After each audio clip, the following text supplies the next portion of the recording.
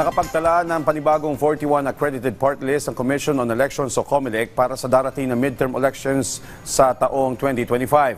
Ang panibagong bilang ay nagmula sa isinagawa nilang pagsusuri para matiyak ang validity ng bawat partido.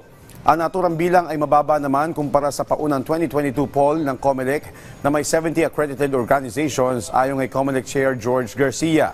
Hindi lang dahil gusto nilang magbawas ng mga partido kaya nabawasan, kundi gusto lang nila ng grupong talagang nagre-representa sa marginalized at underrepresented communities ng bansa. Dagdag ni Garcia, wala na raw silang magagawa sa operasyon ng mga naunang nag-accredit o na-accredit na party list.